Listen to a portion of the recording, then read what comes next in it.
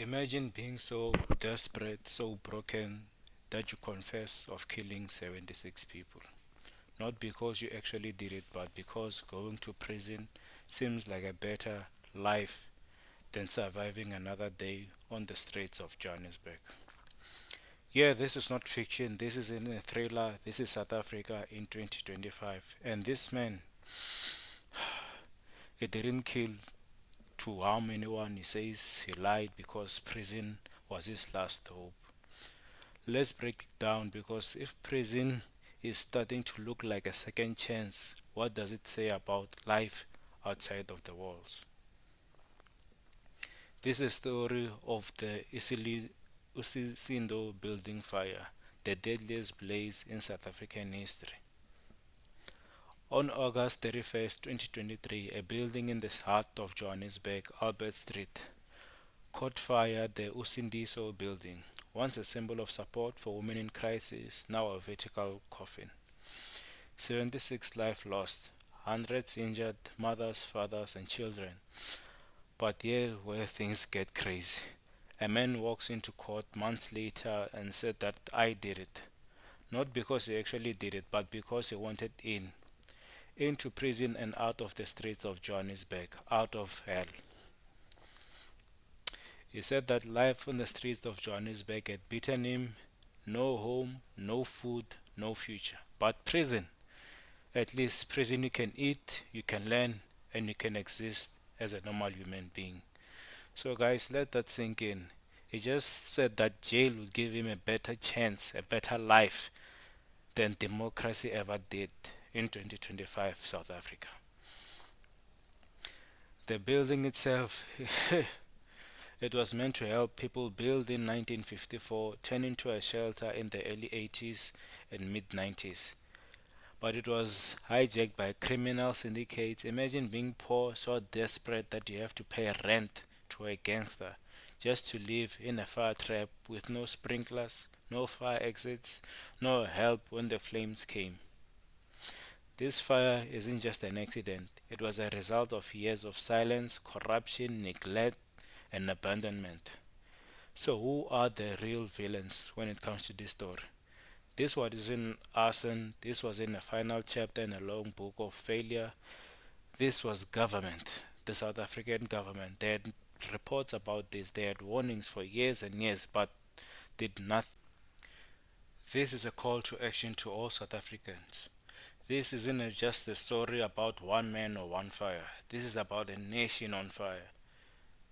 So please, if we don't speak now, we're just going to wait for the next headline, the next fire, the next desperate confession, the next criminal syndicate. So please, South Africans, let's do better. Watch the clip below. Ubaleke impilo le zoyiphila ke isikhathi. I had nothing like the only crime that, my lord, you can convict me on, that is perjury, lying under oath. Only. That's my only crime. I never killed anyone. There was never these statements. There were even the confession. Sometimes when I sit back, I admire and say, how good was I to be able to convince even the magistrate himself that I might have been the one who started the fire through this theory. Because I just wanted a new life, maybe, because prison will provide me with shelter, food. Because I couldn't face it anymore with the sheriff's strike. I couldn't face it anymore that I'm staying in the street.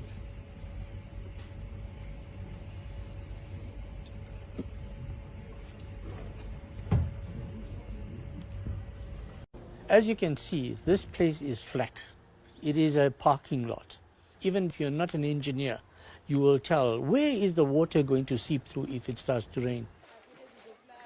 Even nasempedeni liyana kuze kwakhosta ukuthi siphumele ngaphandle is the day kunetha nje like ngempela saphumela sonke ngaphandle because amanzi bewegcwele phakathi ezindlini singakhona ukuhlala.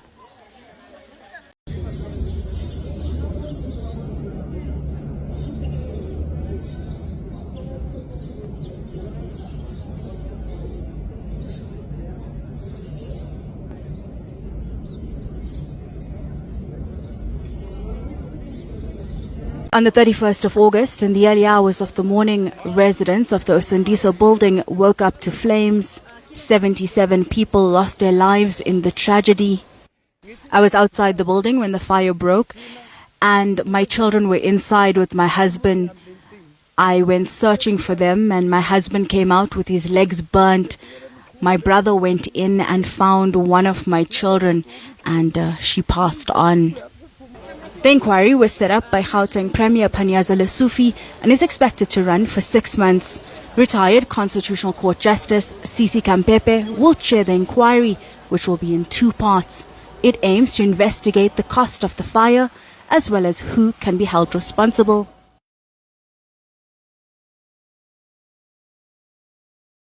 The question was, in the first place, what would have led to this individual murdering and coming out later without any cause, because there was no leads to this individual as a person who committed murder. So the first question we were asking was, what could have been the cause for such an individual to come and confess about murder and obviously implicate himself in murder of 77 other people who were banned in that particular building. But of course, we welcome the fact that there's a confession, and we think that in the side of the law incarceration, we think that there has to be incarceration of the people who led to the fire, who created the fire and the arson, but also the victim who was murdered also needs to get justice, because we never knew in the first place that there was a person who was murdered there. So we think that it is important for the courts and the law enforcement agencies to ensure that not only the person who murdered and started the fire is incarcerated, but that the person, because the confession goes to say that he was enlisted by a drug lord who told him to go and murder that individual. So we want not only this individual, but we want the people behind him to be arrested also.